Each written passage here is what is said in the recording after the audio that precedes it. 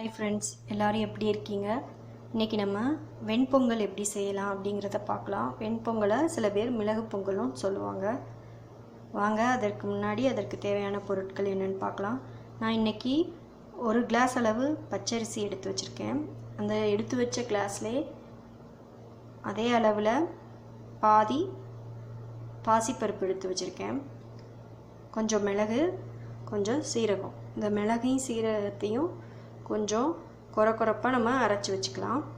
வாங்க இனி இதை எப்படி செய்யலாங்கிறத பார்க்கலாம். அரிசியும் பருப்பையும் சேர்த்து அலசி எடுத்து வச்சுருக்கேன் குக்கரில்.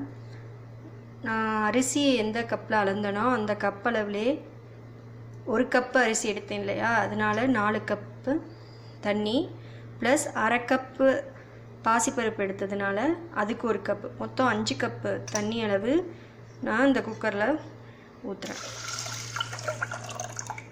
இதை அடுப்பில் வச்சு ஒரு 5 விசில் வர வரைக்கும் வேக வச்சு எடுத்துக்கலாம்.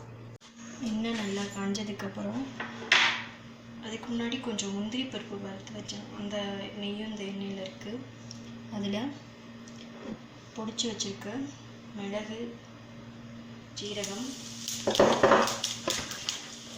கொஞ்சமாக இஞ்சி பூண்டு துருவி வச்சுருக்கேன். அது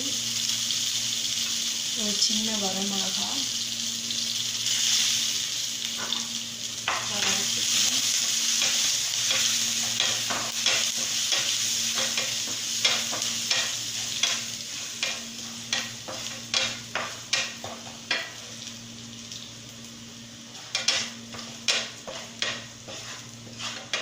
நல்லா வறுபட்டதோட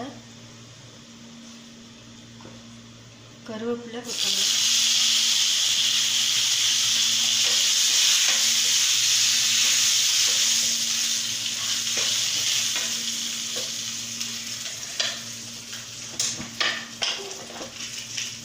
நம்ம குக்கரில் வேக வச்ச அரிசி பருப்பை ஓப்பன் பண்ணி பார்த்துடலாம்.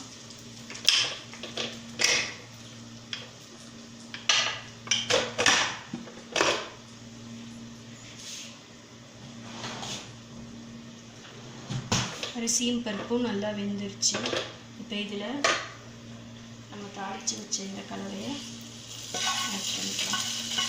ஏற்கனவே நான் அரிசி வேக வைக்கும்போது உப்புத்தூள் போட்டு வேக வச்சுட்டேன். அதனால் உப்பு சேர்க்க தேவையில்லை. ஃபஸ்ட்டே தேவையான அளவு உப்பு போட்டேன்.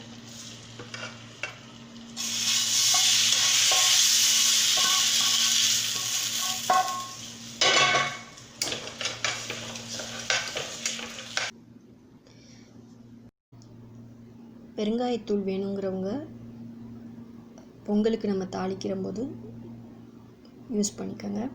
உங்கள் வீட்லேயும் இந்த 2 ரெசிபியும் செஞ்சு பார்த்துட்டு சொல்லுங்கள். நன்றி, வணக்கம்.